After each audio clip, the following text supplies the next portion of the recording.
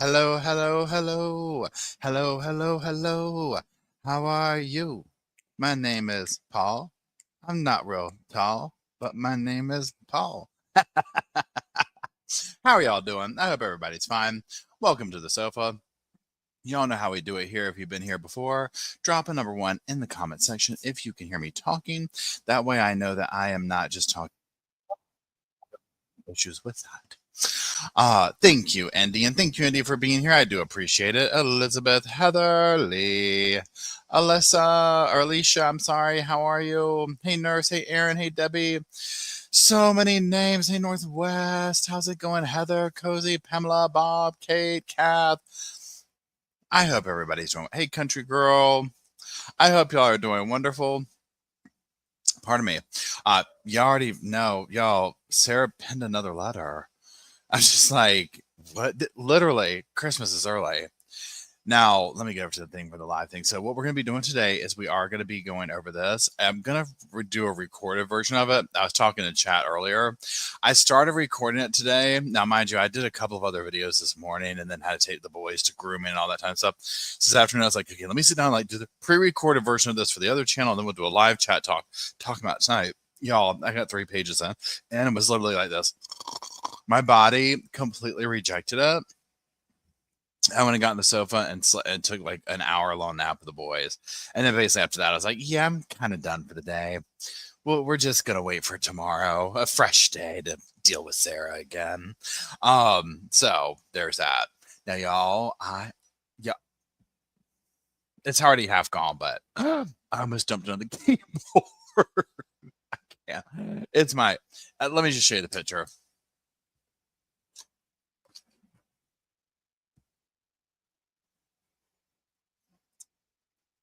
Where is it? Where'd it go? Oh, if consumed between December 1st and 31st, 0 calories per serving. Yep. You heard it from me first. Hey, Tori, how's it going? Thanks for being here. I hope you're doing well. It's so good, y'all. It is so. Hey, Emily, how's it going? Thank you for being here. I hope everybody's doing well.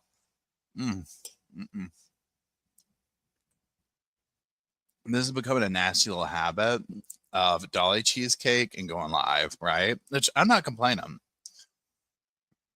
My heart and my heart valves might eventually. Okay, we ain't like 20 anymore, right? Bren, everywhere time I go, I literally have to bounce around from places. It sells out seemingly everywhere. I've gotten it at Lowe's, Walmart, and Harris Teeter. Lowe's Foods. We have a Lowe's Foods here if you're in this region, you know what I'm talking about. Obviously Walmart. So yeah. So good, y'all. Okay, so what we're gonna do is you see it on the screen. I'll make it bigger. We're gonna read through it. Yeah, that's what we're gonna do. I've read the first 3 pages, like I said, before my body like rejected it. I can't fathom if she had read this whole thing in court, right? I see why she did, why she cut parts of it out. Wait, hold on. Where'd it go? VR says it wasn't intentionally edited for court guides. Sarah just wanted us to know that she sent it for us to read. Right?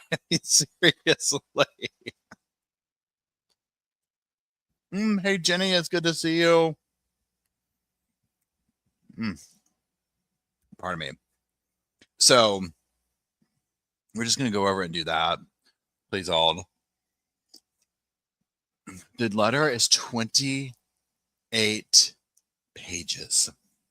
28 pages. Okay. Let me say it again. 28 pages.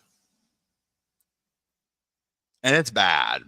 Y'all are like, well, let's see how bad. Well, let's get into it. Shabba-dabba-doo. Okay, well, hold on. Let me make this bigger.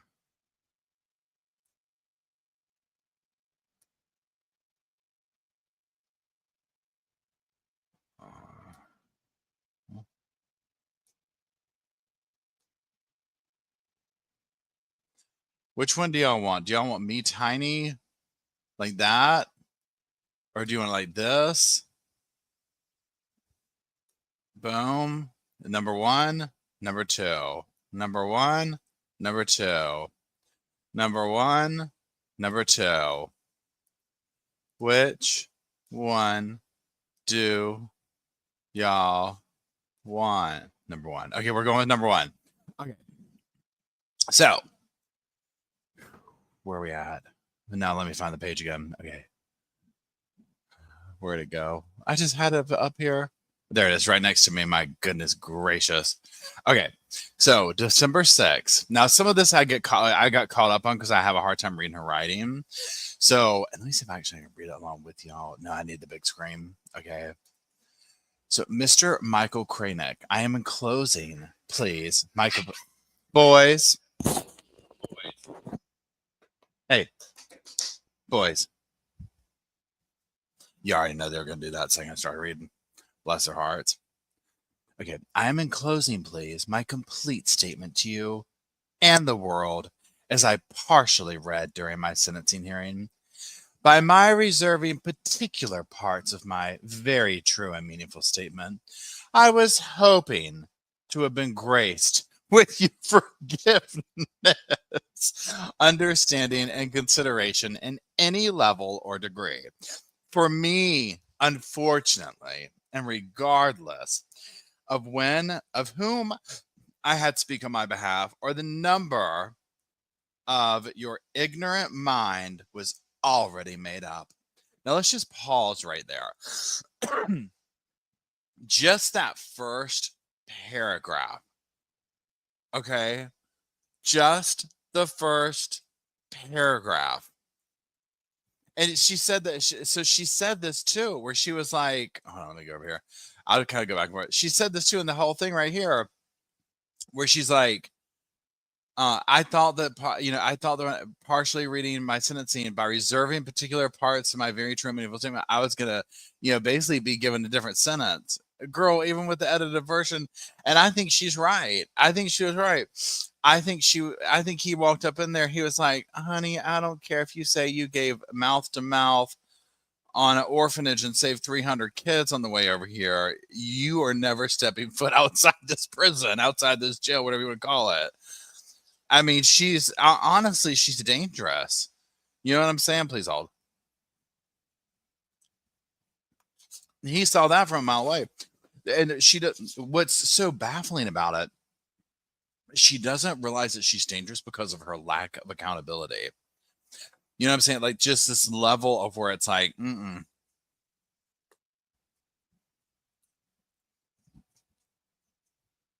Hey, Audra. Then, right there, she calls him right in the very first thing, "You're ignorant mind." Underlined it. Okay. So that sets the tone. That's just the first paragraph. Okay. So we're going to keep going. By your clear error and full-blown unfair bias against me since your involvement in my crucible case as a whole, I have been unsuccessful in receiving anything from you as a supposed fair and neutral judge, except for your wish that I spend the rest of my life in prison. I mean, well, she's got a point there. I think he did wish that for society. I don't know what happened to Sarah along the way. I would like to think she wasn't always this way. You know what I'm saying? Somebody sent me some pictures of her recently of like times past, like from like with Brian, I'm assuming, and whatnot, like when she was air quote normal. Oh, thanks, Jay, for gifting 5 memberships. I don't know I look at, my own self where I'm like, oh God, some days I feel like I'm like really barely holding on to reality. You know what I'm saying? And I'm like, maybe that's what happened to her along the way. I don't know. Please hold. But it blows my mind. Okay, here we go. Hey, Chrissy, it's good to see you. Okay, so please know and always remember, Mr. Kranick, I forgive you still and sincerely. Please understand also, the judge, according to Cicero, is never to lose sight that he is simply a man and that he cannot exceed the power given to him by his commission. That not only power but public confidence has been given to him, that he ought always very seriously to attend not to his wishes, but to the requisitions of law, of justice, and religion. She cites it right there. Now, again, this is where she goes in with this like whole gaslighting thing of like, I forgive you. I forgive you. No, absolutely not. Don't believe it. Not at all. Okay, let's keep going. I am excited in my appeal, which speaks for itself. My case law is well, in which I am extremely proud to have achieved, and will continue doing so now that I am no longer in your corrupt court and free from your malevolent judicial grip. Sarah Boom versus the state of Florida. She would make a really good, like where I'd like to see her getting like announced into is like a WWE kind of situation. Like if she were to ever get out, I do see a career in professional wrestling.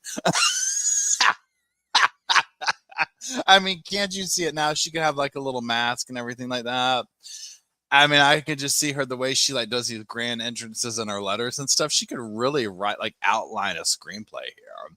Maybe they'll have it in the women's prison. Who knows? They might have professional. I would think that'd go against the rules. But she'd be good at it. She'd be damn good at it. Okay, let's keep going. Okay, let me scroll down. I was like, where are we at? That Dolly Parton leftovers over there screaming at me. Okay, I also have added to my statement as a result of your blindness and impartiality.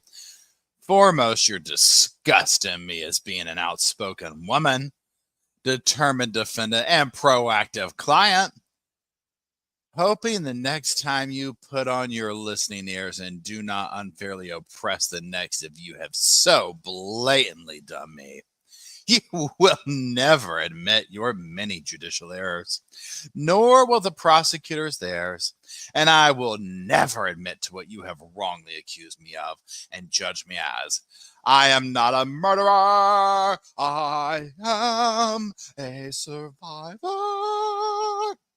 Sarah Boone, fruit of the loom, Sarah Boone. I'm not joking. I'm seeing a wrestling career. It's all starting to make sense.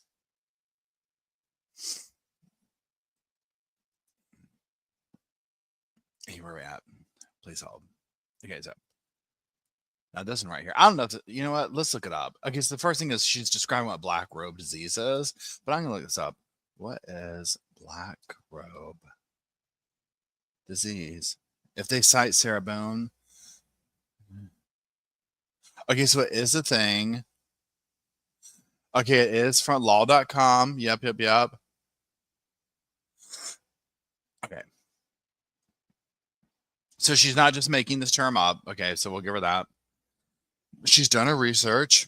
Okay, black robe disease, and arrogance in a judge, a slang term for a judge who flaunts judicial powers and dominates proceedings at the expense of the dispensation of justice. Impartiality is the first duty of a judge. Before he gives an opinion or sits in judgment in a cause, he ought to be certain and absolute that he has no bias for or against either of the parties. If he has any interest, even the something slightest in the cause, he is disqualified from sitting as a judge, and when aware of such interest, ought to lawfully and justly refuse to sit on a case. The delicacy which characterizes the judges in this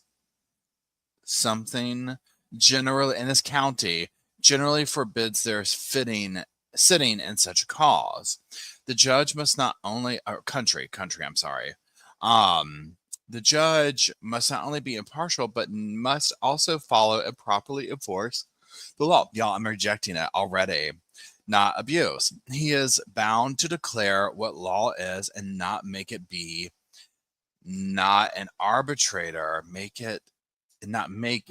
Be not an arbitrator. God, I cannot believe the way she tries. Is she copying this or is she trying to say this? Because it keeps throwing me off.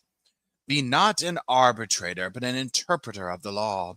It is their duty to be patient in the investigation of the case, understand the circumstances and difficulties by all parties, careful in considering parts of the case in whole, and decent in judgment.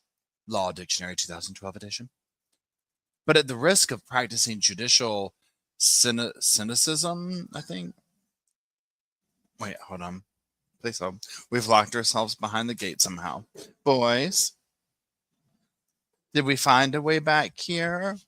There must be a way out. Look, put your thinking caps on. There you go.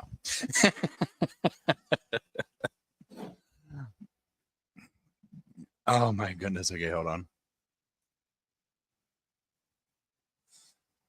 Okay, let me get back to the thing here. Sorry. Okay. And but okay, so here are. Others have called it black robe disease. Whether he was correct or not in my behavior, it is widely accepted that judicial behavior affects the jury. She cites her thing there. And then there's the worst of judicial ailments, the black robe disease, which is otherwise known as arrogance. She again cites that. She has such high expectations of everybody else, yet is absolutely unwilling to live up to these herself.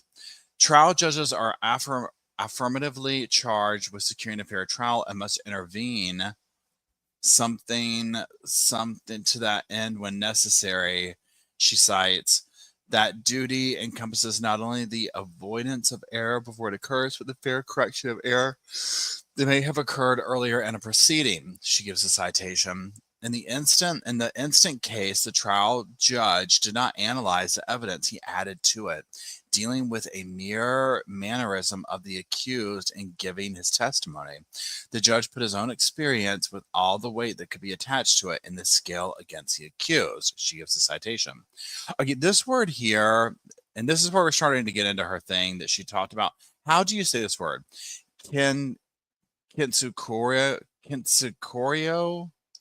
Kintsugi? You see what I'm saying? Let me go back to it again. Kintsugi. I mean, I can look it up. Hold on. Let me do this. How to say, please hold.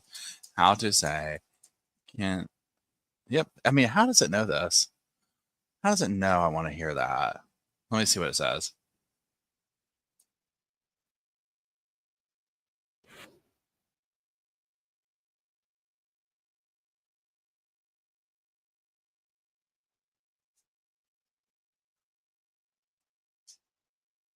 Kintsukuroi. Let's do a song. Let's do a song. Okay. So Kintsugi is a kind of Japanese ceramic style, which means to repair with gold. In this tradition, when a ceramic piece breaks, an artisan will fuse the pieces back together again using liquid gold or gold dust lacquer. So rather than being covered up, the breaks become more obvious and a brilliant new piece of art emerges from the brokenness. It embraces flaws and weaknesses and imperfections and also teaches the essence of resilience. Every crack in a ceramic piece is part of its history, and each piece becomes more beautiful because it has been broken. This is the wisdom of the Kintsugi.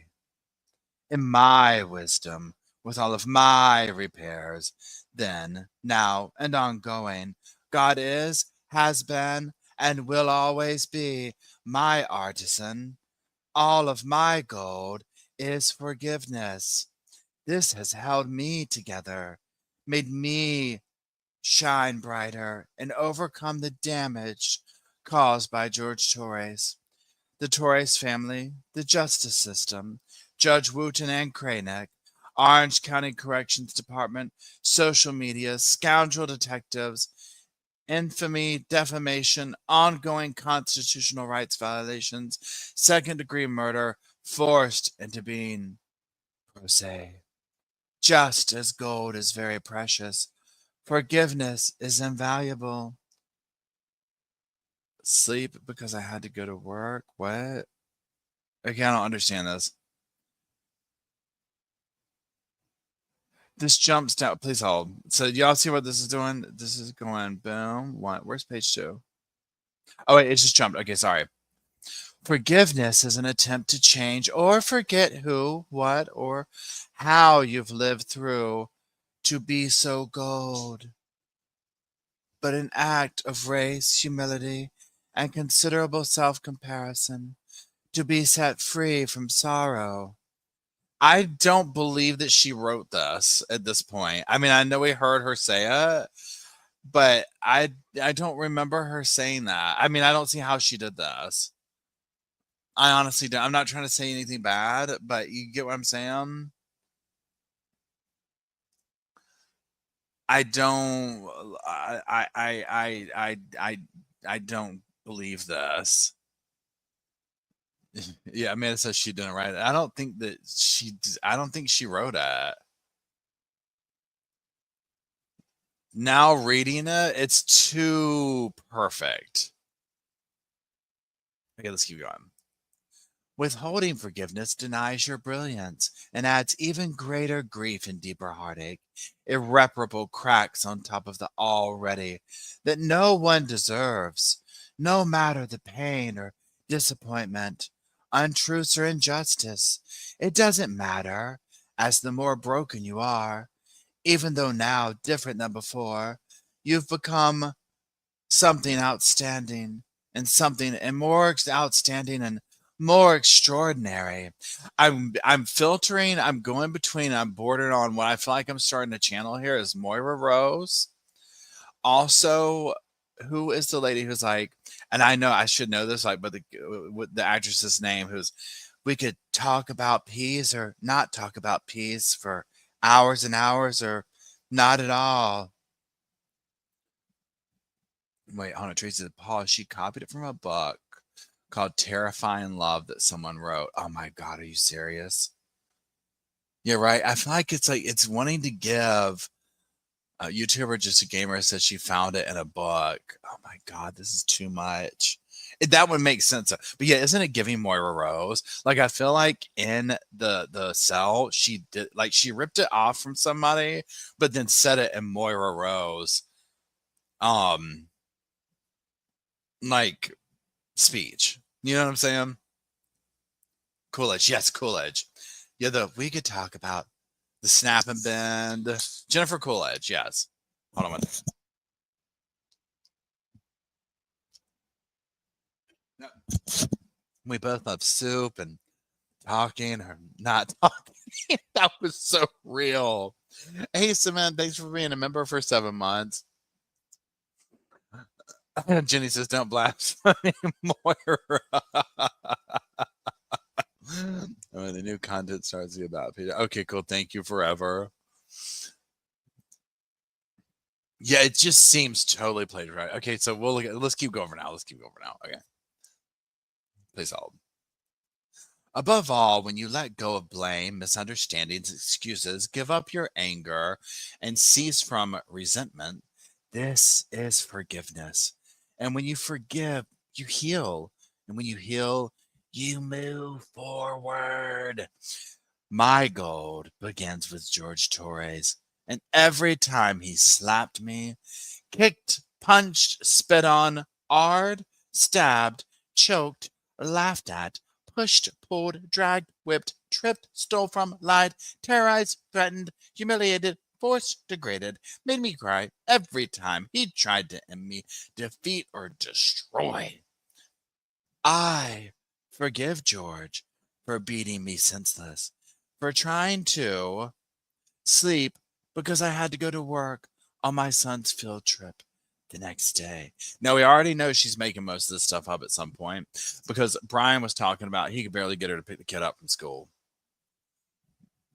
I'm sure there was a point in time that Sarah did some of this stuff, but I don't believe it was during the period with George. Okay. Like at all, right? I think by the time George was in her life, I think when she left Brian and all that was going on, like whatever was taking place she was far gone. That makes sense. Okay.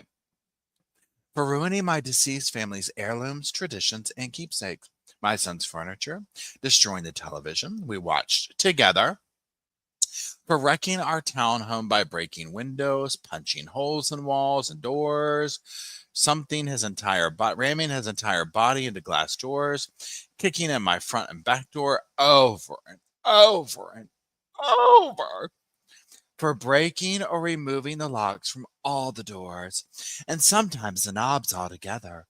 So I had nowhere to feel safe, including the sacred space of my son's room, where he beat me bloody on his bed, for terrorizing and threatening my blind and deaf dogs by leaving the gate open I built to keep them safe, telling me he hoped I'd find their bloated dead body in the pond, or scrape their remains off of the pavement, for kicking them off the bed and throwing them across the room because they were trying to protect me, for threatening to make me unrecognizable to my son, for breaking all the bones in my face, like his brother Moses did to him after he kept seeing all the bruises.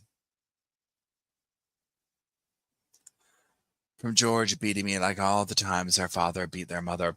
Notice how in this one where she slips that in, where she's like taking everybody out, right? Thanks, Jenny.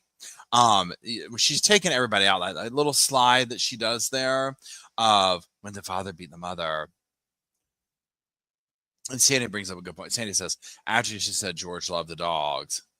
I mean, I would question what she did. Hold on one second.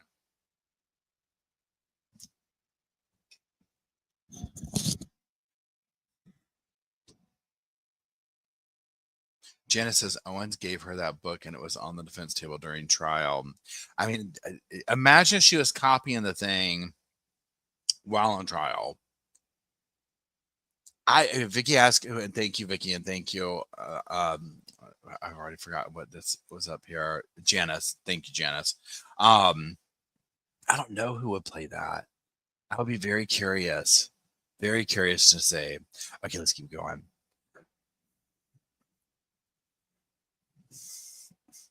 For all the drunken rages and fistfights with so many neighbors when wandering into their apartment during hunting expeditions after I escaped, for drowning me in liquor and wine because I didn't want to drink, causing me to urinate on myself, then something the end of the bottle in my face, giving me 2 black eyes and a bloody nose, for making me experience what is to be sodomized, I think, threatening to kill my friends and the neighbors when they checked on me to make sure I was alive and in one piece, for threatening to burn down our townhouse and set my car on fire because I got a job, for holding me hostage on weekends my son was supposed to come over by keeping my boys around his neck, or my keys around his neck, my phone in his crotch, and a something knife stuck in the middle of the table as a warning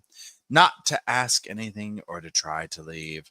I don't believe any of it. I mean, this is such a level of drama. I don't believe any of this.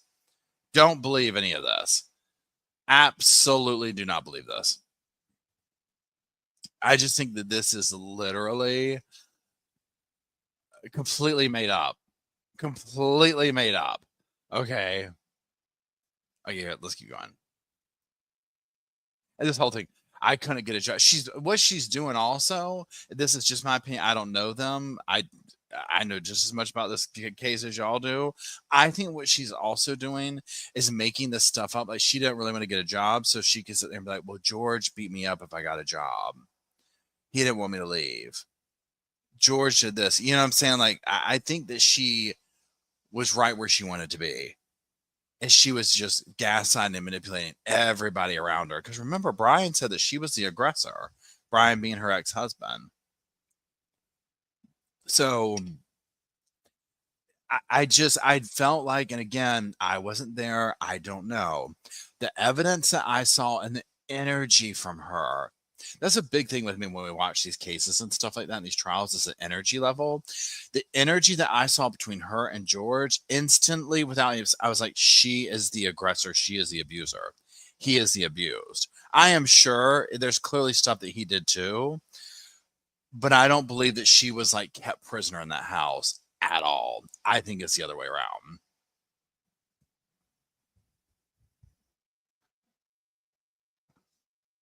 Okay, where?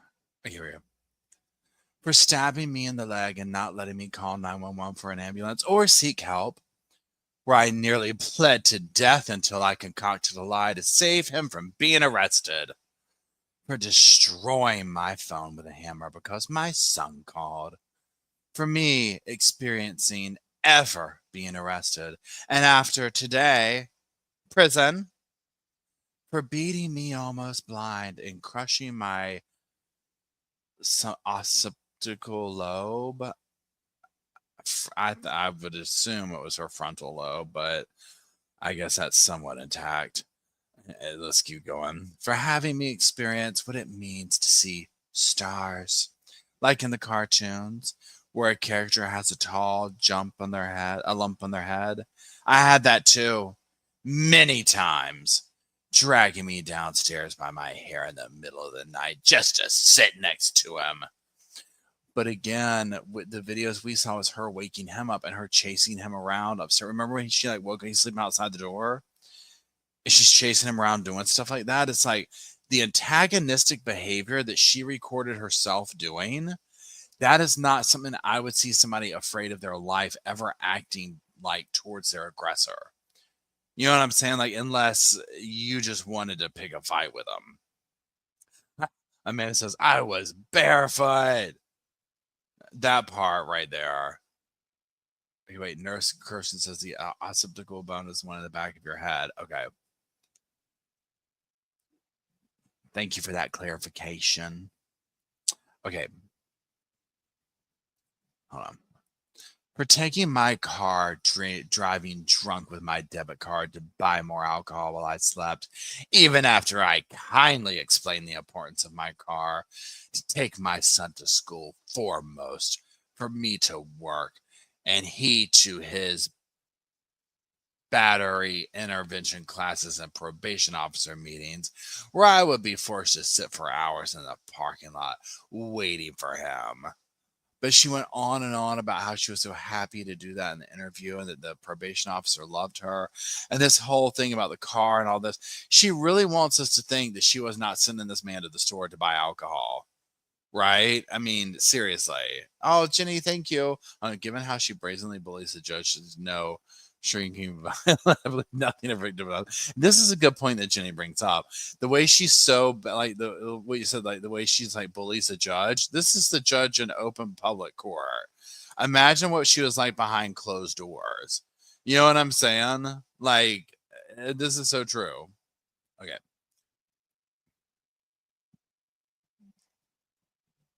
Here we go. Let me scroll down. For destroying my reputation and integrity. For my M for murder scarlet letter. That part was pretty dramatic when she said that one in court. I remember that.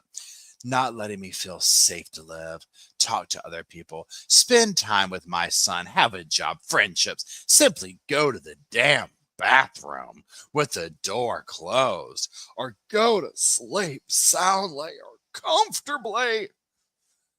I forgive George for lying, for him trying so many times to end me with his terrifying love.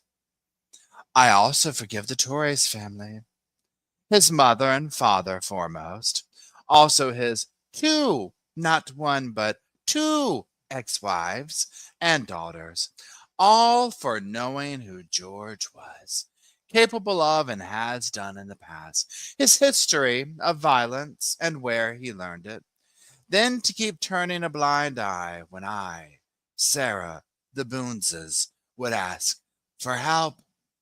All of his siblings, including Farrell Torres, who is now on his way to prison for stabbing the mother of their baby in the side of her head. Now, this is true. This is true. Sadly, something everyone who knew, or maybe, and for everyone who knew what George was doing to me, sometimes how and when, but allowed and enabled.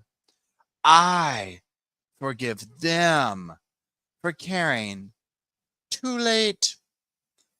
I hope they all ask themselves while quiet and comfortable in bed at night the uneasy question: what could I have done to stop this from happening?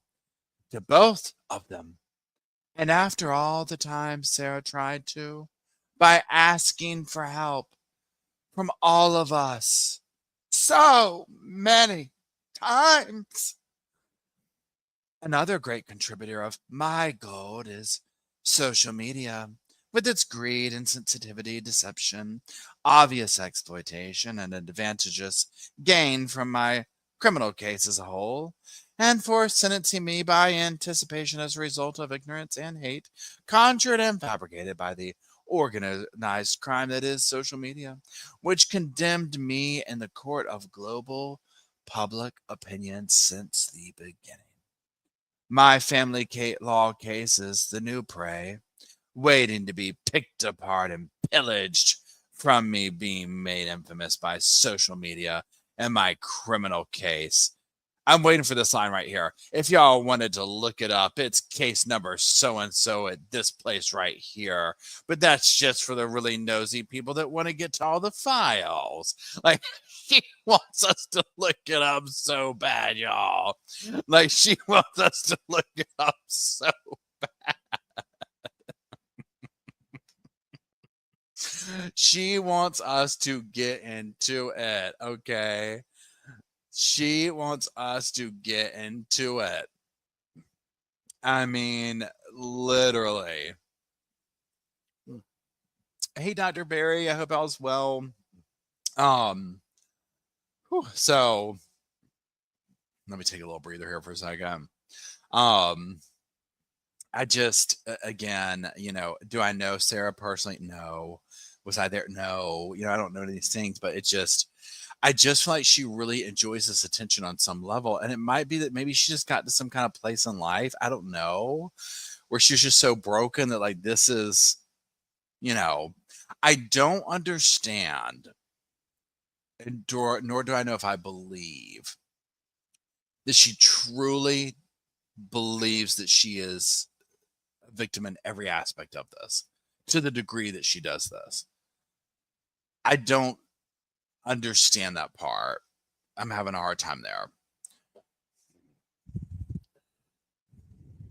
Dr. Barry says she does love it. I think she thought the edited version would help her case. And see, this is what I'm like, so that right there. Okay, so here's the thing. Like, you see how, like, the rest of us are kind of like, we see it so obvious where it's like, ugh, this is really bad. Like, this makes it even worse or whatever, like, each step of the way. But she thinks it'll help. It's like the same thing as, like, she thought getting up there and testifying for herself, whatever, was going to help. And it's like, most people can look at the stuff and be like, this is really, really, no, absolutely not. Right? Okay, where is it? Okay, here we go. Let's keep going. Social media has made me a pariah. It has caused great oppression and undeniable disadvantages, especially by broadcasting and manipulating my cases online. In my criminal case, as a result, my opportunities to be given a fair, proper, and uninfluenced successful conclusion was heavily depleted and poisoned. I forgive them also, all the media tycoons, for not having a life of their own, trying so desperately to make themselves seem so right by making me appear so wrong. Forgiveness for prejudgment, ridiculous theatrics, lies, making and taking blood money from my and others' misfortunes, accidents, and catastrophes. It's all over their hands and keyboards. And even after all that's been said and done, theorized, hypothesized, scrutinized, and blasphemed, in my case, still no one knows me. My gold also runs deep for my prior attorneys. Maurice Padilla, who sold me the world with empty promises, then abandoned his responsibilities as my attorney after taking 2.5 years of my life, when finally realizing he was in over his head, all while hoarding JAC dollars to fund his little staycations with his family. when in town from Miami for having resources readily and available, not allowing me, the client, to ever utilize which could have greatly progressed my case, and perhaps concluded, only for him to decide water parks, fine dining, and choice hotels were more important. And on the JAC's dime, she almost talks like, and I don't know what era you call this, but like, is Victorian era like, is that like the right thing that I'm thinking? You know what I mean? Like, or maybe not even that, but like an olden era. I don't know, but it's like olden. I just want to say like olden times, golden times, something. Like it's the way she tries to sound.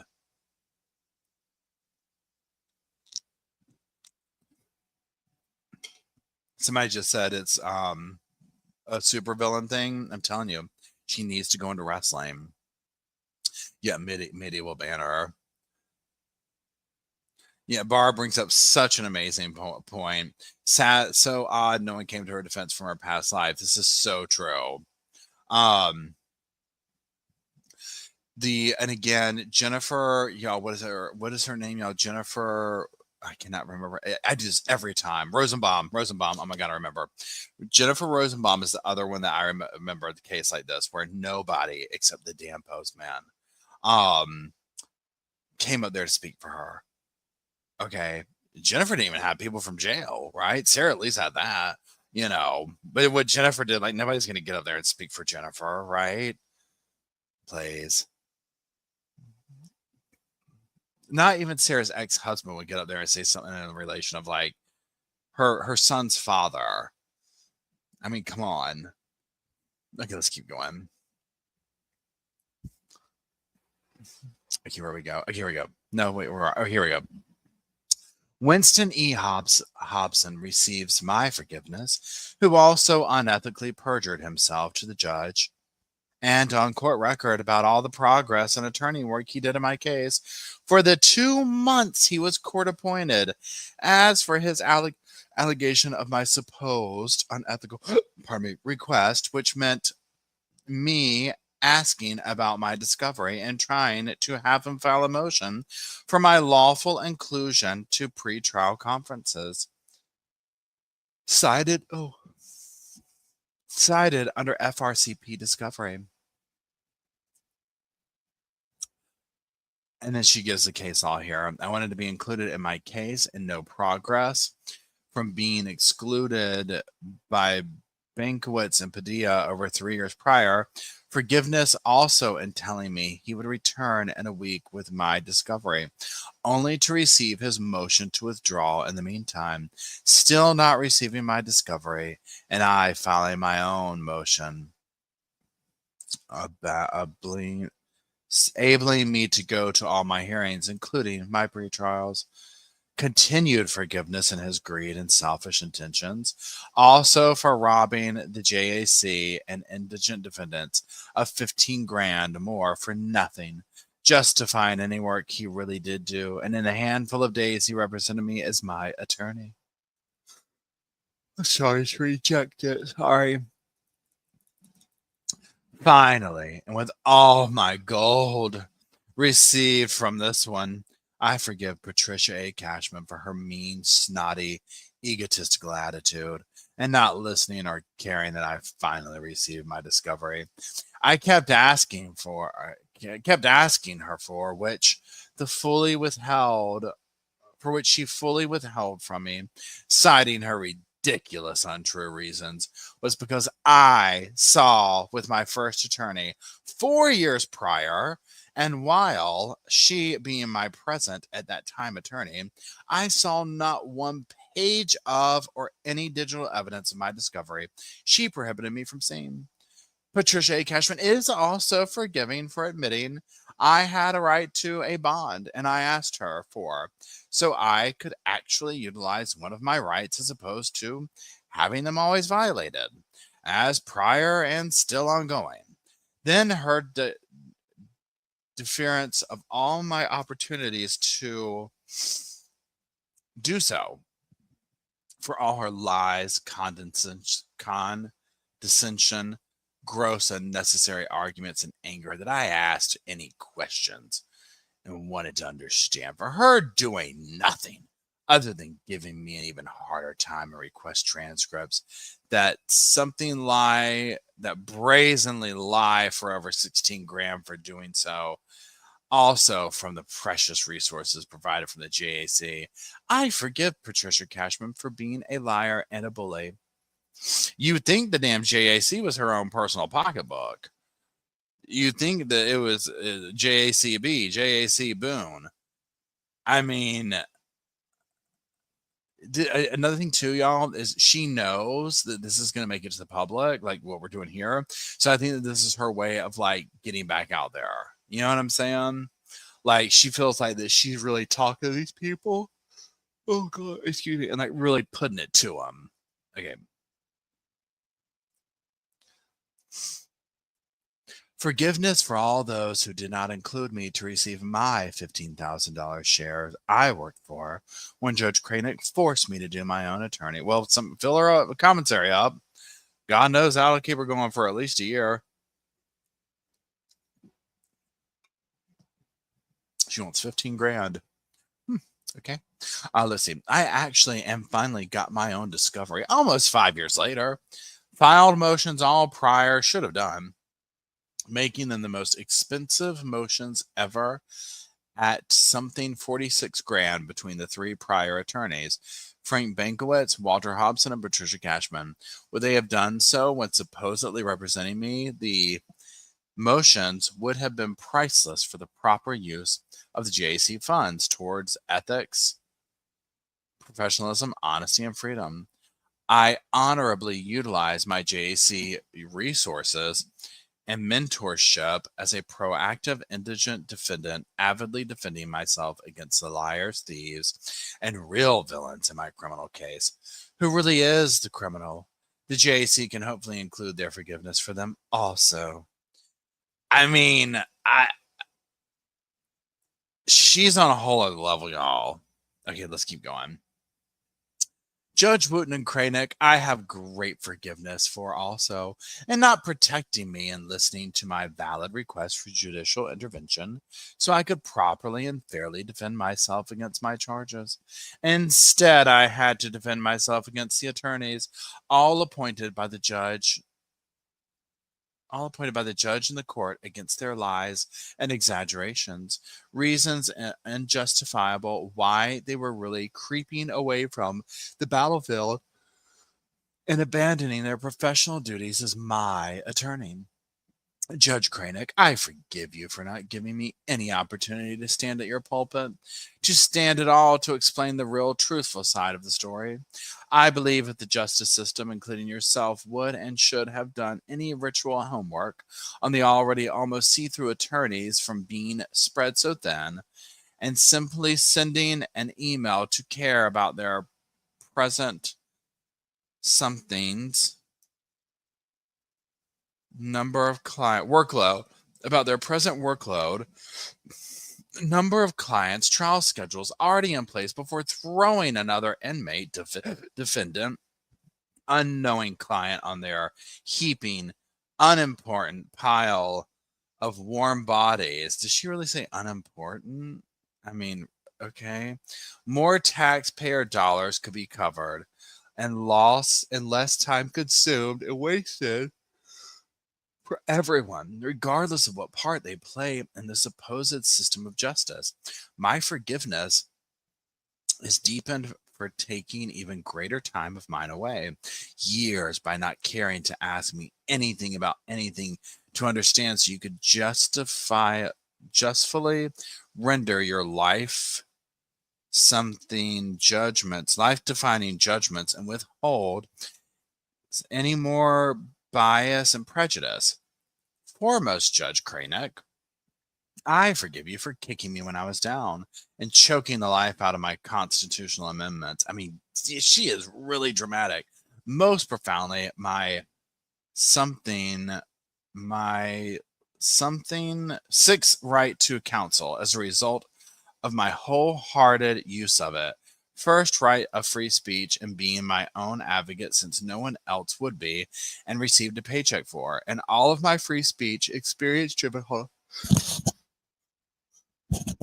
on. I got to point this fan towards me because I'm getting warm and that's making me yawn. Hold on 1 second.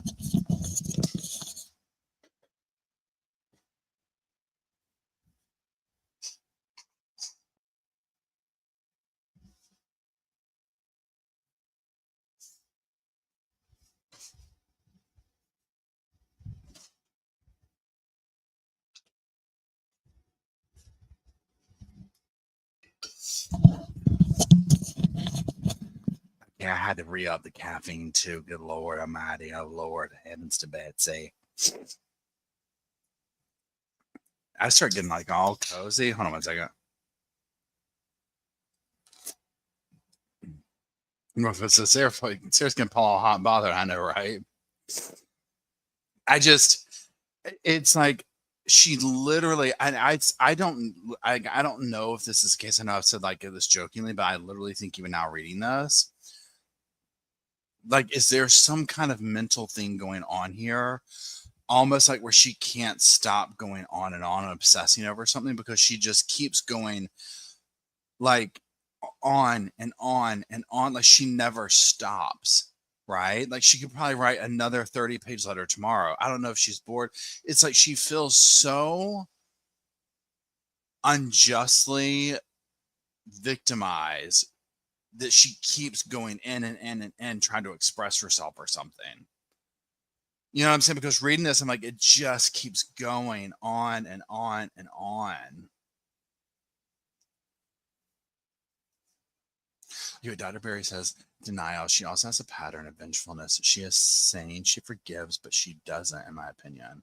Yeah, she definitely doesn't seem like she forgives. Like that whole thing, it seems like a narcissistic type thing. Like, you know how like when you see people like, I forgive you. I'd just love to come and hug your neck. You know what I'm saying? Like that kind of a thing. Like, thanks, Jennifer, for being a member for so long. Sarah forgives all of us for what she did, right?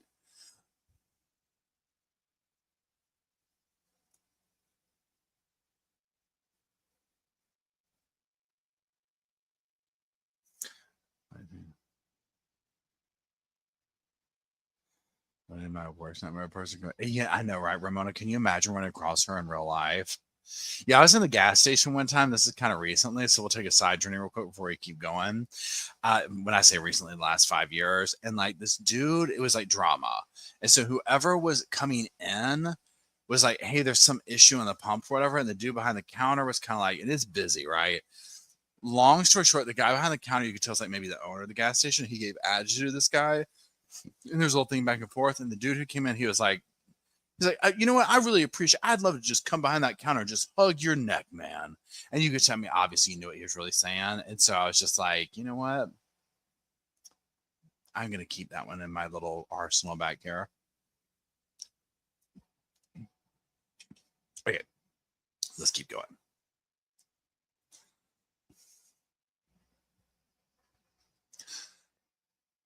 Okay.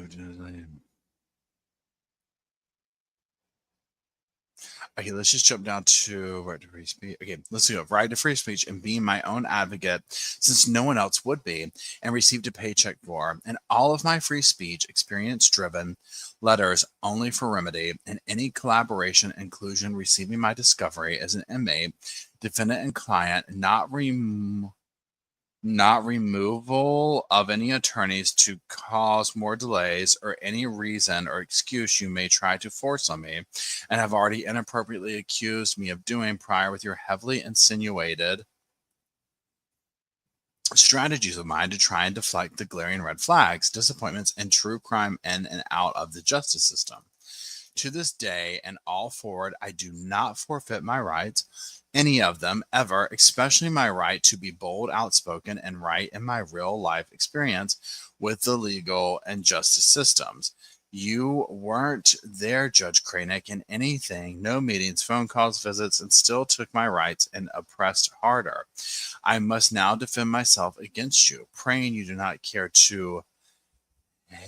care too late as all the others and retaliate further against me as a still proud citizen of the United States of America and freely, excitedly using my God given rights to still try and defend myself, to stand all the way up for you to remove my freedom altogether by allowing and approving my stab wound, bloody body parts, R's, bumps, bruises, and all the rest of the beatings I endured. I hope you can finally see and understand out of some of the pain from the extreme difficulties, obstacles, and unfairness, especially my due process, you have added in my criminal case and you and life as an inmate, defendant, and client.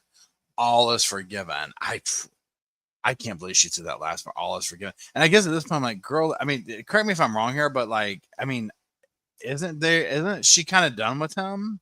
I mean, isn't it like you're moving on to another courtroom now for appeals and stuff like that?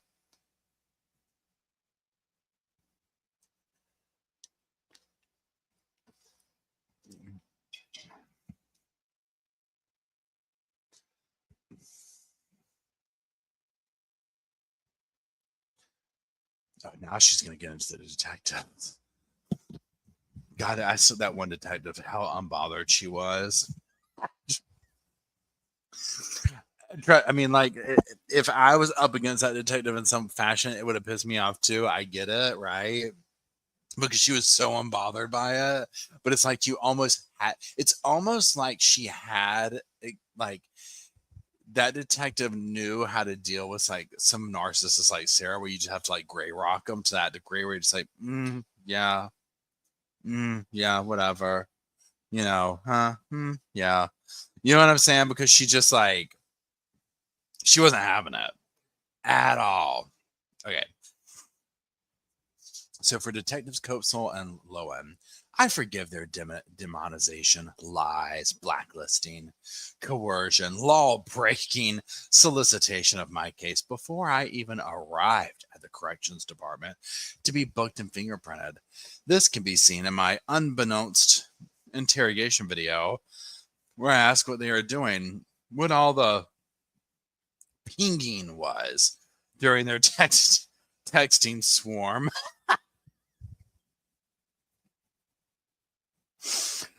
While I naively sit there waiting to be arrested, which they knew would happen to me the day before.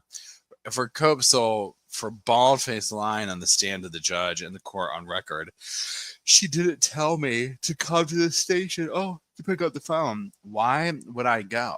I didn't even know about the surprise interrogation.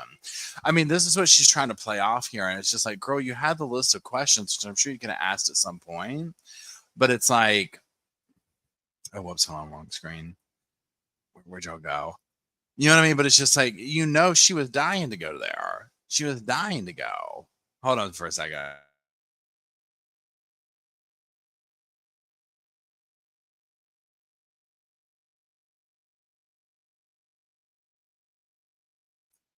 Okay, sorry. Um, so I mean that part right there, that doesn't check out with me. Okay, where is? Oh, here we go. Okay, let's get over here. I forgive them for also lying how the news showed up to record my walk of shame, handcuffed and confused on camera. I forgive them for trying to make me lose from the beginning by starting the unquenchable wildfire of sensationalism and distortion. Oh God, even that word's made it over to this case. Ignorant hate, defamation, and greed by unlawfully broadcasting who they wanted the world to think I was by their schemes, learn lessons and fraudulent strategies from the school of manipulation and taking advantage. How much they make off of me and still are for calling it in, then removing the curtain to expose their personally twisted, murdering monster. I mean, this is, again, she's got to go into professional wrestling. This is my advice for her at this point. She's got to develop this character further and go into, I see smashing chairs over heads in the future. I see jumping down onto tables. I see her, charging down the thing into the ring, the whole thing, all of it. She's got to do it. We need this. Okay, where is the thing? Okay. All my forgiveness in greater gold. Now see how she keeps tying in the gold metaphor? So she's done this very all throughout this whole thing. At least all. Also, my forgiveness in greater gold comes from wondering why nothing viable in my defense was taken from my townhome, also known as the crime scene, to aid in my truth, such as the butcher knife, five-pronged garden claw, or hammer under the table, together outside where George had easy access for use if I tried to leave, or call for help while being held against my will during his rageful binger, or my bloody suitcase stained from me being backhanded because I hid the magnum-sized bottle of vodka from him. Why weren't any crime scene photos taken of holes patched in walls and doors, some doors missing knobs, and all locks George removed, cracked windows, broken furniture, obvious unnatural destruction in my townhome? How and why were these missed, uncared about, or not questioned, so I could explain some of my some of my what?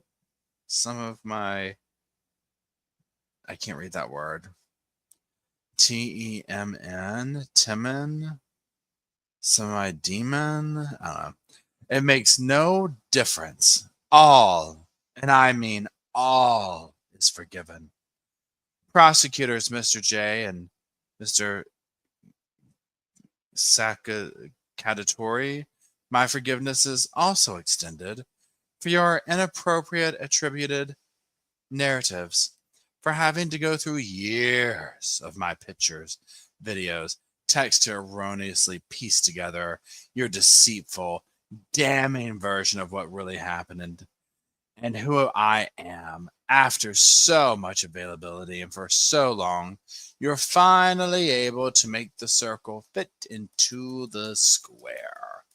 I forgive your antics, theatrics, ludicrous comments to make sure the world got their something worthwhile watching, with ignorant pitchforks and burning torches, hoping for the best from your, which is my worst.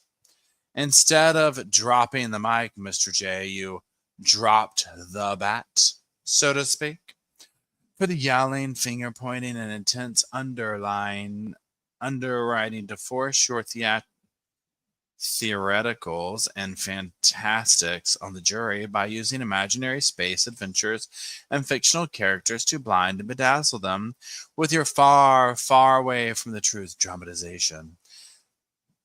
In all of your pieced together productions, I forgive you most for never seeing the light in people, their human goodness, humor, and big hearts. You wake up to seek out the opposite, to condemn, to take lives in your own way.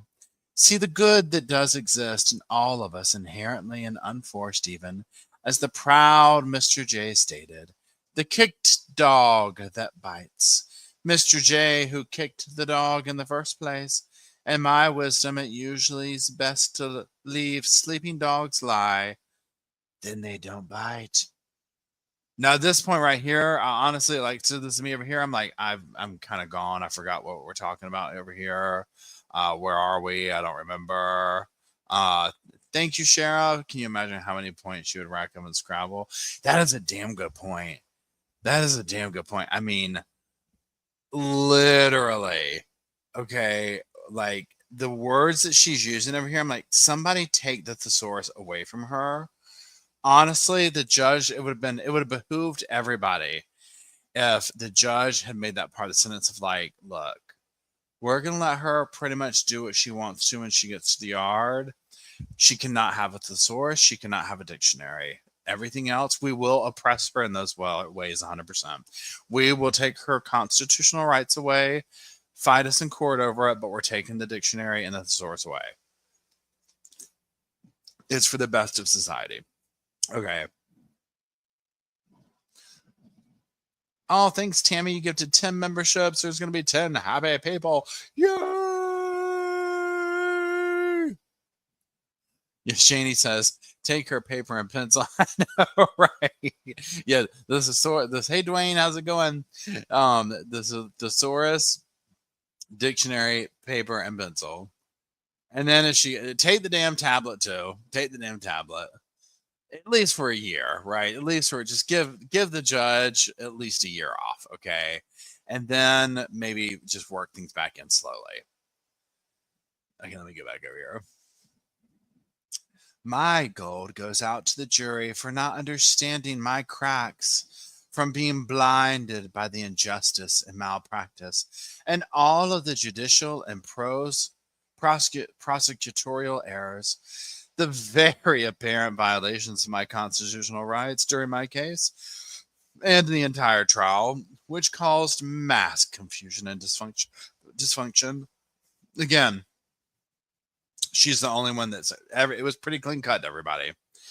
The simplicity. This is the thing with this. This is a very simple case. That yet, I mean, I would give this to her. She was able to completely rock the court system for years. Okay. So, anyways, let's keep going. We're almost done. I forgive the jury truly for being weary from this confusion and dysfunction. As something from being hungry and tired and wanting to go home to their families after being away from in full capacity for 2 full weeks. I understand.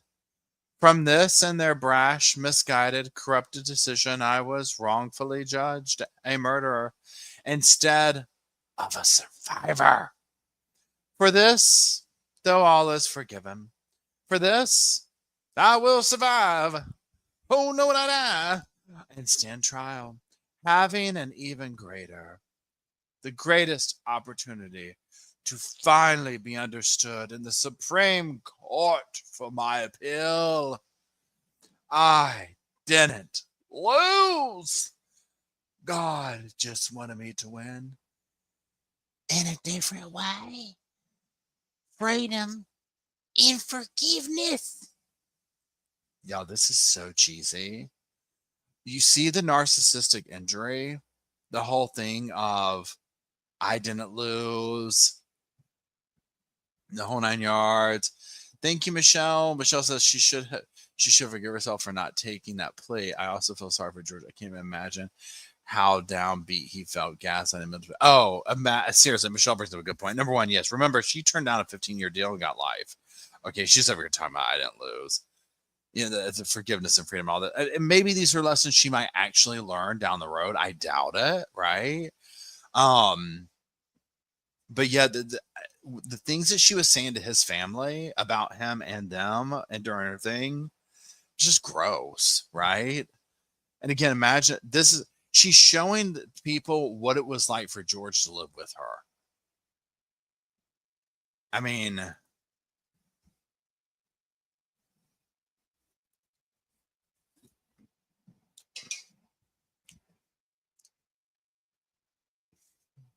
again, in the end, I forgive myself for not choosing my life so sooner, for not being more brave, vigilant, bolder, and outspoken. I mean, my God, can we get any more bolder and outspoken? Stronger mentally, physically, emotionally, and, well, spiritually. For being hopeless and desperate and simple-minded, weak and, well, inexperienced. I forgive myself for not realizing I was enduring a life of domestic violence and that the vicious cycle of never ends. I had nothing to compare to. I've never been hit by a man ever before in my life.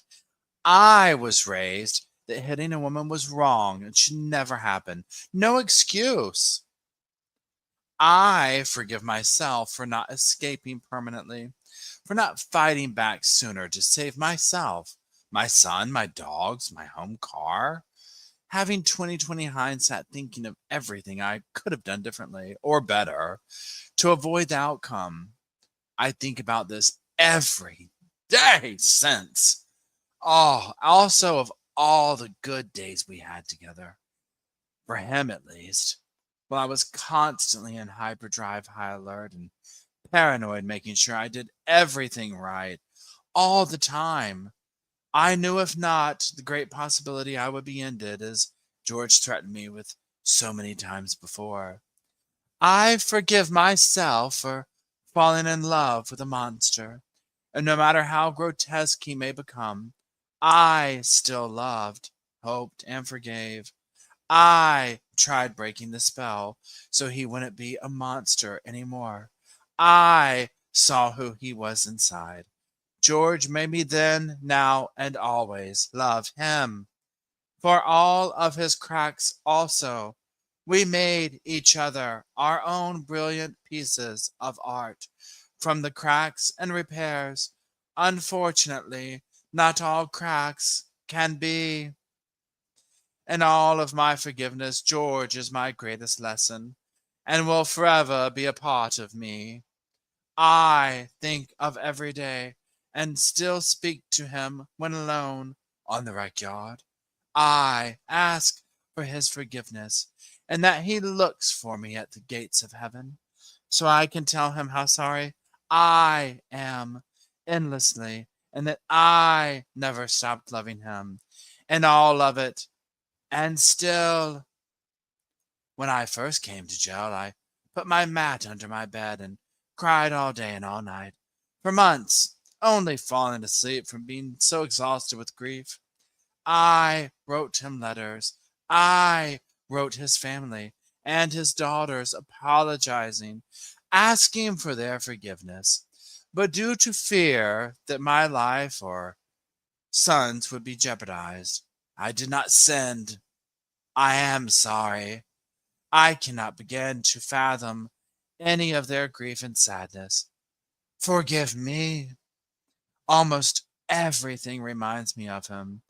See my stab wound every day, especially. It truly reminds me all I really did live through. George thinks haunts me. He is everywhere. I believe because I do still love him, think of him and miss him, his laugh the most. In my heart, I know he is with me and understands that this tragedy was not intentional.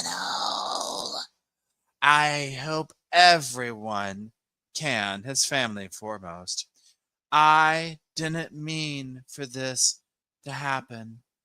Please wholeheartedly know that and always I would never. Forgive me, George. Forgive me, Taurus family. Forgive me, Judge Cranick. To the entire planet. Forgive me. I graciously and humbly ask for consideration, for forgiveness to be extended instead of judgment, for reconciliation and restoration for all of us to move forward. My apology is profuse and ceaseless. Allow me to please brush off the muck, wipe the blood off of my face, fix the cuts in my skin.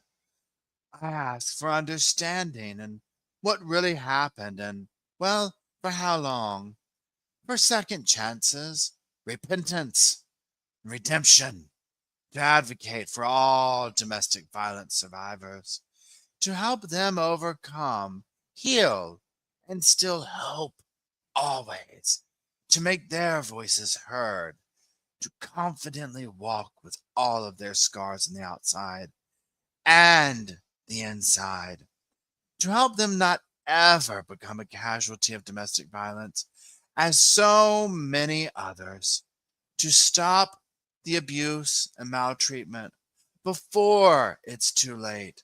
There is always hope. You can survive.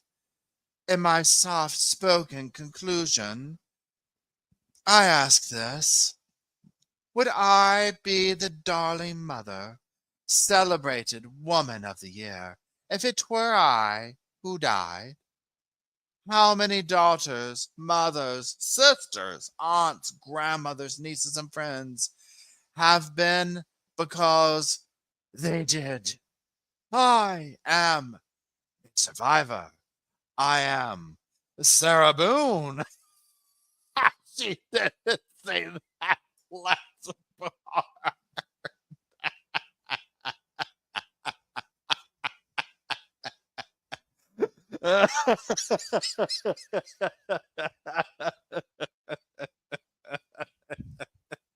She really should have left it off with, I am Sarah Boo.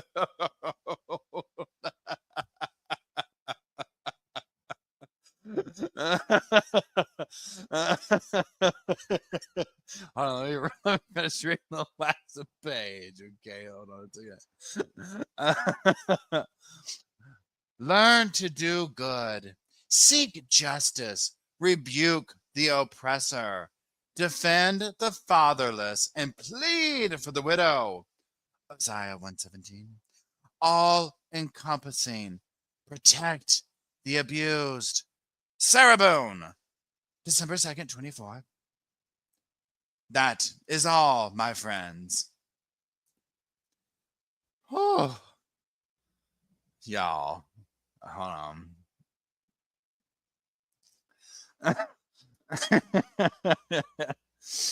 Oh my gosh, y'all. I am over here dying. I mean, that's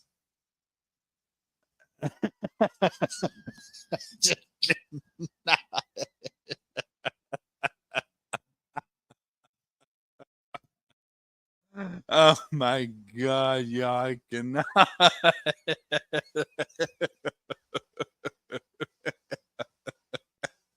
But I mean, this is the thing, and and again, I don't, y'all already know I'm not like a therapist, psychiatrist, or any of these things. It's almost like, and whatever you call it, whether it's narcissism or ego or whatever, is so like she's trying to make herself out to be this martyr icon. Oh, thanks, Colored Pencil Cat. Hold on, let me go back up here real quick. What did you say? Sarah needs a snapped episode of Dateline episode 2020. Her cheese slid off the cracker long ago. I know, right? Oh my gosh. I mean, but seriously. Oh, thanks, Jay. Gifted 5 memberships. I mean, I cannot.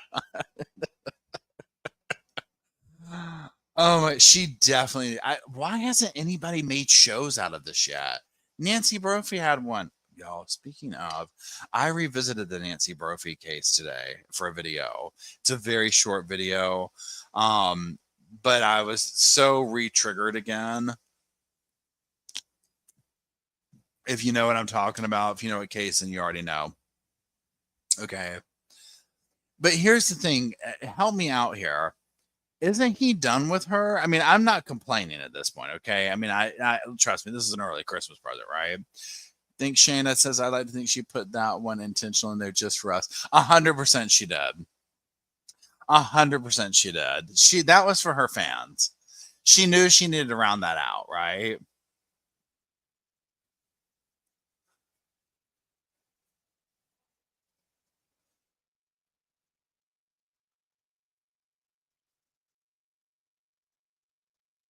I remember Boone's Farm Wine. Yeah, that one was directly for her fans. 100%. So thank you. I appreciate it. Has she put out anything else? Hold on. Let me go look at their other thing. Let me see if what they put out there. I mean, there's nothing to really say about. Again, it's the level of. I just,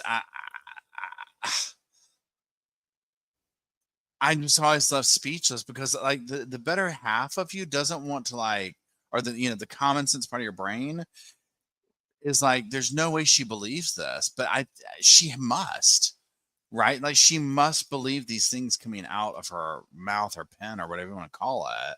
And that's the part that just throws me. And again, I think she's trying to make herself like a domestic abuse survivor martyr. You know what I mean? Almost like down in like the history books or something.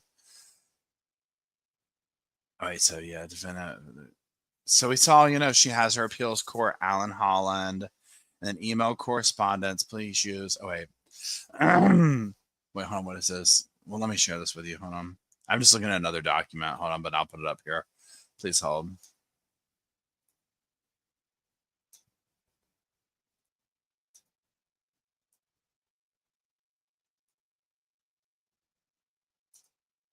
This is email correspondence. Where'd it go? Where'd y'all go? Here we go.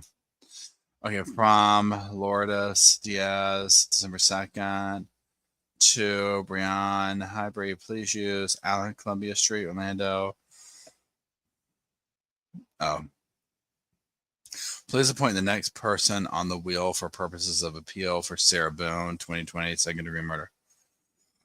That's all. That's just the emails there. So that's her appeals attorney. Nothing major. Nothing to see here. Nothing to see here, folks. Yeah, Suzanne says like Aria's claiming to be the victim. Yeah, it's just that level of oh my God, Tracy says someone said her appeals attorney quit already. Oh my God, here we go. At least she's going to be entertained. Brenda says, and thank you, Brenda. Brenda says, who should play Sarah Boone for the Made for TV movie? This is a good question. It's going to be somebody we haven't thought of for a really long time. You know who would play a really good character of her? And I can't, like, just in character actor, but she might be, I don't even know if she's still alive. There's two people that come to mind. Okay, so there is a show about a nurse. Okay, and there's two versions of it. And I want to see Nurse Jackie was one of them, but then also a woman who played the nurse who kind of looked like Ellen DeGeneres, but she played a nurse who had a drug problem on a TV show. Do y'all know what I'm talking about? Helen Hunt, yeah, could. Julia Louis-Dreyfus, Chloe Driver sentencing. Ben took the stand in the Chloe Driver sentencing. Oh my God.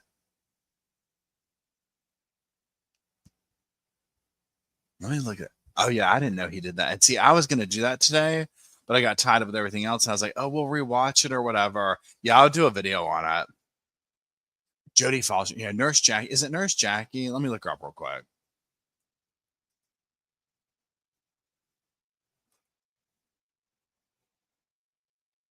I think Nurse Jackie could do it visually.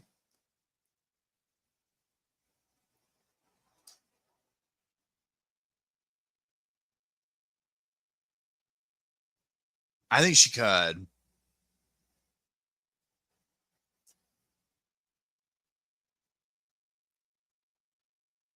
Nurse Jackie was a good show. That was a good show, right? Oh, thanks, Dwayne. Gifted 5 memberships. I hope you've been doing well, Dwayne. Kathy Bates could totally pull off Sarah Boone. Yeah, Shane says Amber Heard, 100%. Jennifer Coolidge would be funny. She would be a good one. Yeah, Eddie Falco, yeah. Saunders, yeah. There's a lot of good ones. VR says just made a full face scan of Sarah for AI. Oh Lord. Oh Lord. What are we gonna do? Kathy Boone. Oh my God. Yeah, Amber Heard. It'd be too Amber Heard, right? It's like too close, like Tori Spelling. Oh yeah, she does have that look now. 100%.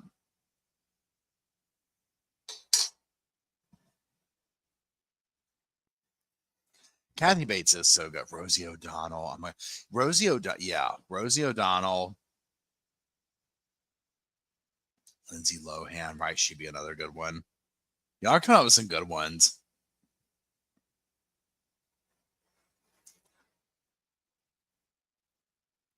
Yeah, one thing that'll be interesting to see is okay, so we're kind of going back in time here.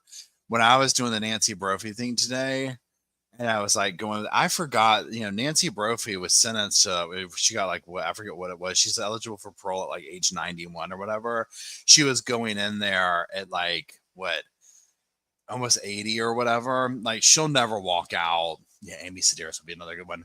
She'll never walk out. I don't know. I have her on my mind today. There's an actress named Sarah Boone. Oh my God. You dirt. But I mean, Kathy Bates in Misery does give the same energy as Sarah does in real life, right? Blossom. Oh yeah, Blossom. Mayan would be. You know what's so funny too? How many people don't know Blossom? But because I know her, so Cher, when you say Blossom Star, that's how I know her from. It's amazing. I mean, I guess it's like a generational thing where so many people are like, they have no idea who that is. And then, like, because I can never say her name properly or remember what her name is. I just know, to me, she's Blossom, that actress. And so many people are like, Blossom. I'm like, how do you not like, even like in the realm of like that TV show is like iconic, right? And I'm just like, that's just to me who she is. But there's like other shows she's been on that people are like, oh, the girl from whatever. And I'm like, what? I don't know that show. That's Blossom. You know what I'm saying? It's so funny when I see somebody else who knows. I know it's in this. That's so funny when somebody else knows Blossom, right? And I'm like, yes, mime show on YouTube. And Joey, oh my God. Yeah. All thanks, Dwayne. You gifted another 5 memberships. I appreciate it. And so do for the recipients, however you say that word. Um, so a couple of other things going on. So I'll tell you what's kind of like coming out of the pipeline for the week. So tomorrow my Jay-Z video will come out on the main channel. I can't believe I forgot to mention this. You know, tomorrow night at 7 o'clock on this channel, the podcast channel, Kathy from Gossip, Rumor, and Innuendo is going to be hanging out and dishing like with Sarah Boone and cases and all that fun stuff. We're gonna have so much fun. I was just look at my eye. Look at my eye. It's going. My eye's been doing that all day long. That thing where they go blink like that. Thanks, Jenny. Um.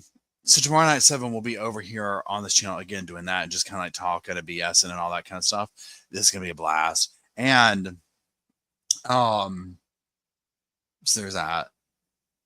Today I did videos on Nancy Brophy's husband, Dan Brophy, her victim. Jamie Komorowski's sentencing. And then, you know, that's kind of it. I'll be doing a couple other ones. And then we'll go live and then we'll have the weekend. And then we're getting into the holiday season. Dun, dun, dun, dun. So yeah, tomorrow night's going to be fun. So if you can't come hang out with us, we're just going to talk about, you know, a lot of, I wanted to talk about Sarah Boone with her, but we're just going to see, oh, Tara Manning would be amazing. Amazing for Sarah Boone, Jenny. Oh my God. We're just going to hang out, get after it. Oh, it's your granddaughter's 9th birthday. That's so much fun, Cindy. Happy early birthday to her. I know I can't believe 2024 is almost over either. So Suzanne, you have to have something turned on to receive gift memberships. But it's just random how it picks up when people like gift them. It just kind of randomly picks people. And also, I don't know. Pardon me. I'll say this and we'll hang up because I'm exhausted. And my eye keeps doing the twitching thing. They've been doing it all day, each of them. I don't know what that means. If y'all watch the Lore Lodge, I believe his name is Aiden. I can't remember his last name. And then there's also, I don't know what channel it is. These are like channels to check out or whatever. I have been binging the Lore Lodge's coverage of JonBenet Ramsey. That's been popping off on TikTok with the new documentaries that have come out on Netflix that were like, so whatever. And so Lore Lodge, you know who I'm talking about, Wampo. And then I can't remember who the other one was. I was listening. They do missing cases, and they have like their thumbnails are usually like black and white of the forest drawings. You know who I'm talking about? And it's not missing 411. Let me look it up real quick. It's so good. Oh my God, I was glued to this case. Oh, True Crime Garage also. Yeah, everybody. See here, the behavior panel is revisiting the John and Patsy Ramsey CNN interview. I mean, it's like it's literally the missing enigma, the missing enigma, the missing enigma. Do y'all know what channel I'm talking about?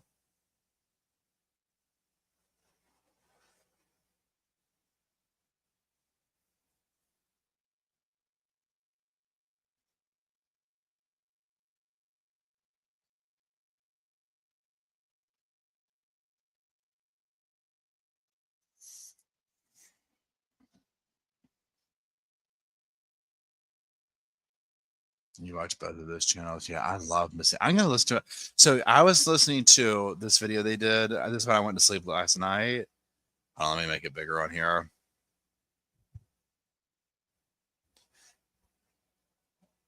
Trini Gibson. She went missing in the Great Smoky Mountains on a school field trip. Tragic sounding. Old case. But I'm going to listen to it again. I just love the way they tell a story. I love the way they tell the story. So yeah, but I've been going like deep down Laura Lodge's stuff and his TikTok and all his stuff and the John Bonet stuff. You should watch. Oh, where is this? I think he's called Kyle Hates Hiking. Oh, hold on. Let me look it up.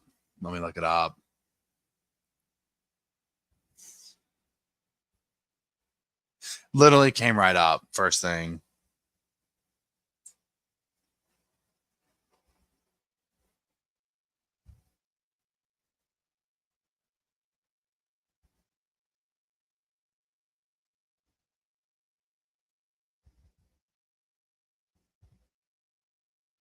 Oh, this is really interesting. And now I'm like going down this rabbit hole.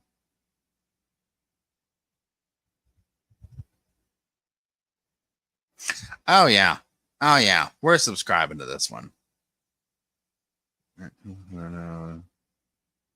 Yeah, this kind of stuff. So the truth about Gabby Petito and Brian Laundrie, what the FBI saw. Oh yeah.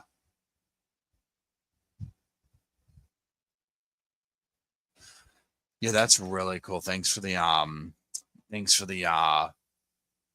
what do you call it? For the recommendation. Yeah, I'll listen to them tonight.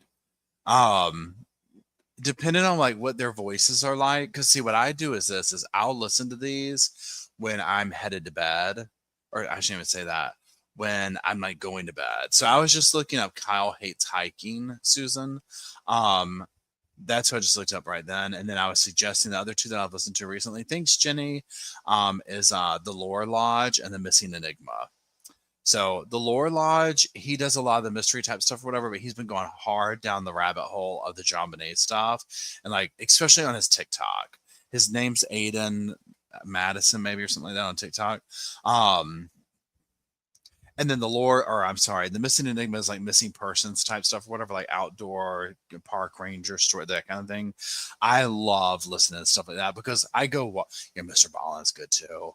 The thing with Mr. Ballin is a lot of times for me, like he's more of like a daytime thing for me. I have to listen to someone like Mr. Ballin when I'm doing something. When I'm going to sleep, something like the Lore Lodge, they have to be calm. Does that make sense? Like chill for me to listen to him to go to sleep too. A lot of the like Mr. Not Observation Station, that's not it, but I can't remember his name. A small, why did you go Small Town Murder? I think I've listened to them. I think I am subscribed to them. Hold on. Somebody was just telling me about them on a small town. Oh, Small Town Murders.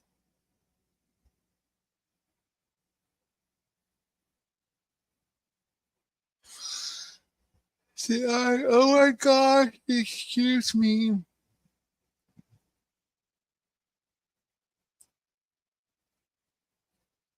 Okay, we're going to subscribe to Small Town Murders as well.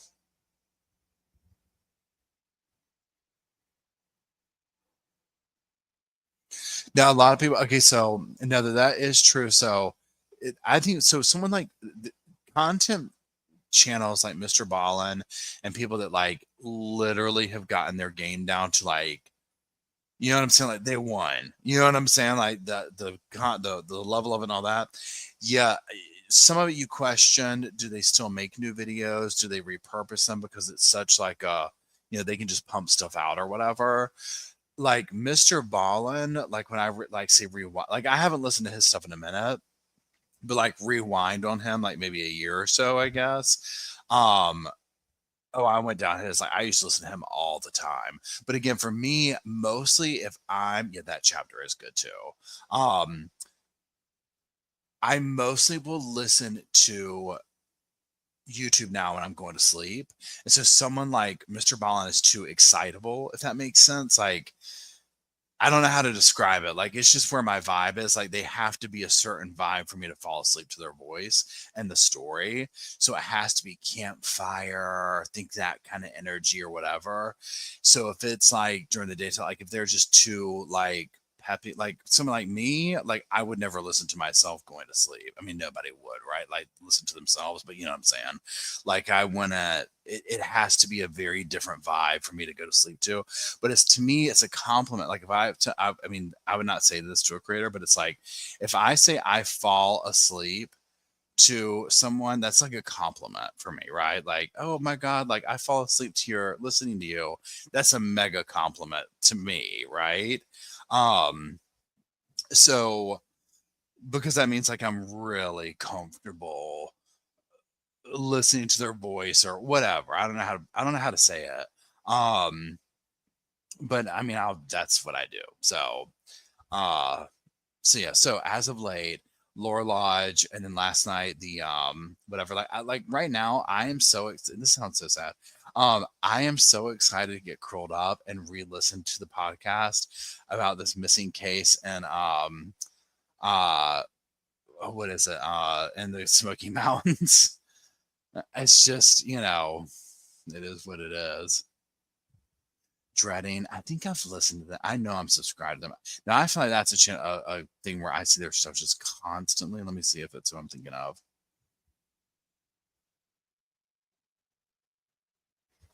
Oh no, I'm thinking it's somebody different. I'm not subscribed to Dreading.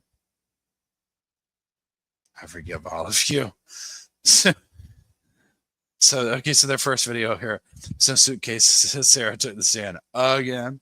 I forgive all of you. Yes. Okay, I probably would love this person. It was just a joke. Oh yeah.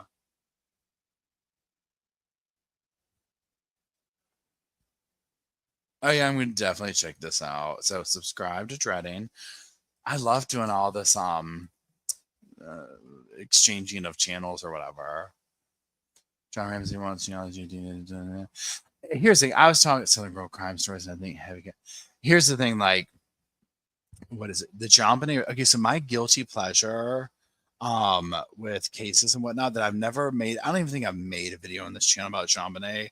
Probably wouldn't because it's so people have such extreme opinions on that, and there's so many deep this way, that, and the other, or whatever that you can go with that.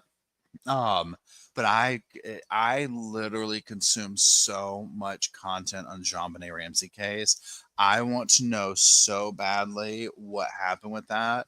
I don't think we ever will. The only thing that I think that could possibly happen is once the father passes, we might see something come to light, if that makes sense. But the case was bungled from the beginning. Um, and we'll never know. We'll never know. And this is where I'm at with Jean Monnet.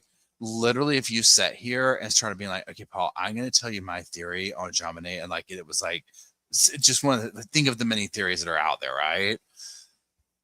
I would be like, bam. So I 100% am on board with your theory. I believe it. The next day, another person could come with their theory about a totally different thing. Bam, absolutely believe it. 100% I'm on board with it. It doesn't, like, literally each one that there is, I go down it and I'm like so convinced that's what it is. I go between each family member or an intruder or this or that, the other. It's just, I literally don't know. And I mean, literally, this is coming from me who has consumed so much content on it. So that's why I'm like, you know what? I probably would never make a video or anything on it.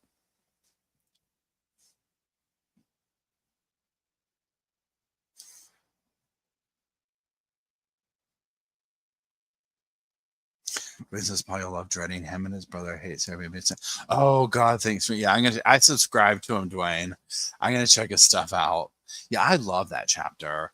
That chapter's another one who he's really got his stuff down to like a science. You know what I'm saying? Like his videos are all about the same length. And I'm not talking about his podcast, but like his, his regular channel, whatever you do.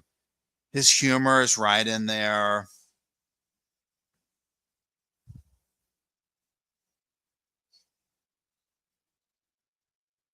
Yeah, True Crime Loser. I love him. He's so funny. He's like a vibe. You know what I'm saying? Oh, pardon me. He's like a total vibe. Oh, yeah, John Lorden, Lorden Arts. He's a good one too. He's really, really nice.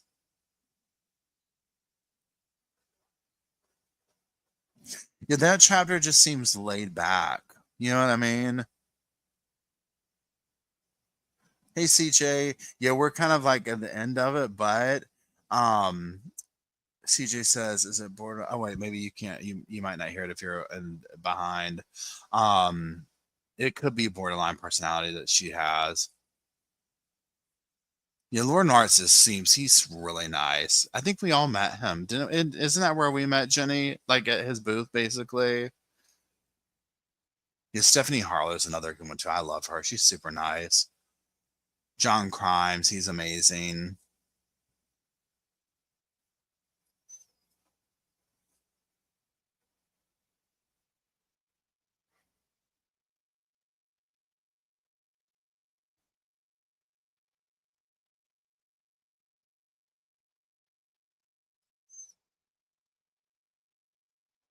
But yeah, I'm going to bed.